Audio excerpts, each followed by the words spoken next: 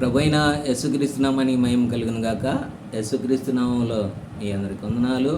దేవుడు మిమ్మల్ని దీవించి ఆశీర్వదించును గాక. పరిశుద్ధ గ్రంథం బైబిల్ అనే యొక్క వాక్య భాగాన్ని చదువుకుందాము. ప్రసంగి గ్రంథము 3వ అధ్యాయము 12వ వచనము. కావున సంతోషముగా నుండుట కంటెను తమ బ్రతుకును సుఖముగా వెళ్ళబుచ్చుట కంటెను శ్రేష్టమైనదేదియో నరులకు లేదని నేను తెలుసుకుంటుని. ఎట్లండి? సంతోషముగా ఉండుట సాధ్యమేనా? ఒక మనిషి సంతోషంగా ఆనందంగా ఈ భూమి మీద జీవించాలి అంటే ఏమి కావాలి?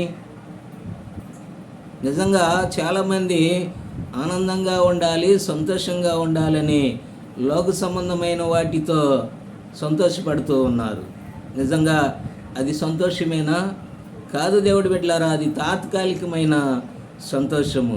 మరి సంతోషము ఎవరి దగ్గర ఉన్నదయ్యా అంటే ప్రభు అయిన యేసుక్రీస్తు వారి దగ్గర సంతోషము, ఆనందము, ఆశీర్వాదము, దీవెన ఉన్నదని వాక్యం రాయబడ్డది. నువ్వు సంతోషంగా ఉండాలి అన్నా దేవుని యందు భయభక్తులు కలిగి ఉండాలి, దేవుడిని నమ్ముకోవాలి, దేవుడు మార్గంలోనికి రావాలా. అప్పుడు ఆయనలో నువ్వు సంతోషపడటానికి అవకాశం ఉంటుంది.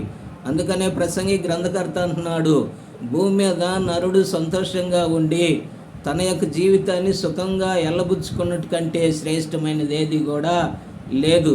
నిజమే దేవుడి బిడ్డలారా, ఈ భూమి మీద ఎంతున్నా ఏముండా నీకు సంతోషము, ఆనందము, సమాధానము లేకపోతే ఆ ఉన్నవన్నీ కూడా వ్యర్థమే. ఎందుకో తెలుసా? సంతోషకరమైన జీవితము అది దేవుళ్ళో దొరుకుతూ ఉన్నది, లోకములు ఎక్కడా లేదు. ఎందుకో తెలుసా? ఈనాడు శాంతి లేదు, సంతోషము లేదు, సమాధానము లేదు. ఒకవేళ ధనముండా కూడా సంతోషము లేదు. నిజంగా సుఖభోగాలు ఉన్నా అవి కొంతకాలము, క్షణకాలం ఉండేదే.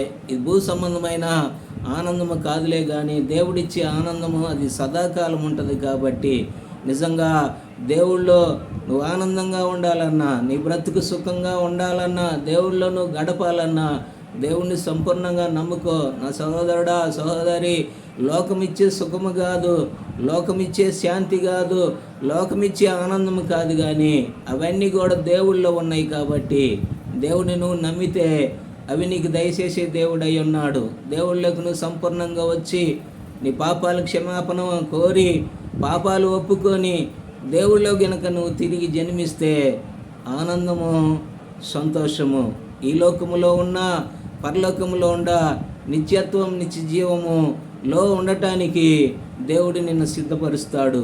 ఈ లోకంలో ఏమున్నా లేకపోయినా దేవుడు నిన్ను సంతోషపరుస్తాడు, ఆనందంగా ఉంచుతాడు. నీకున్న దానిలో నువ్వు తృప్తి కలిగి జీవించడానికి దేవుడు నిన్ను బలపరుస్తాడు. కనుక నీ జీవితంలో ఆనందము, సంతోషము కావాలని ఒకవేళ లోకంలో వెతుకుతున్నావేమో, అవి వెతికినా అవి దొరికినా అది కొంతసేపు ఉండే ఆనందమే కానీ అది శాశ్వతమైనది కాదు.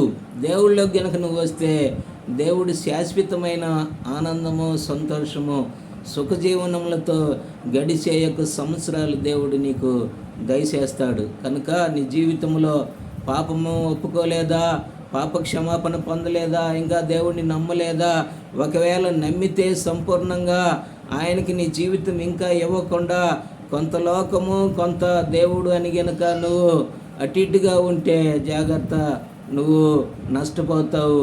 సంపూర్ణంగా దేవుడిని ఆనుకో, దేవుడి మీద నీ ఆశలన్నీ, నీ కోరికలన్నీ పెట్టుకో.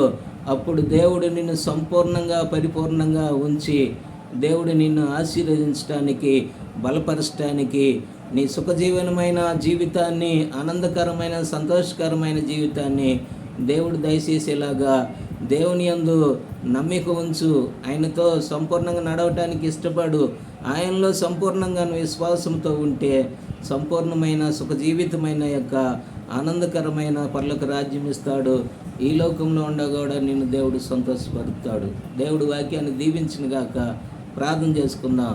మహాపరిశుద్ధుడా మా తండ్రి, సర్వశక్తిమంతుడా, యేసుక్రీస్తు ప్రభువా, ఉన్నత పరిశుద్ధ నామాన్ని బట్టి నీకు స్తోత్రములు నాయన. భూమి మీద నరుడు సంతోషంగా ఉండి సుఖజీవనముతో గడిపే యొక్క దినాలని ప్రభా నువ్వు ఇచ్చే దేవుడు అయ్యా. ఈ లోకంలో లేదు ప్రభా, శాంతి లేదు, సంతోషం లేదు, సమాధానం లేదు ప్రభువా.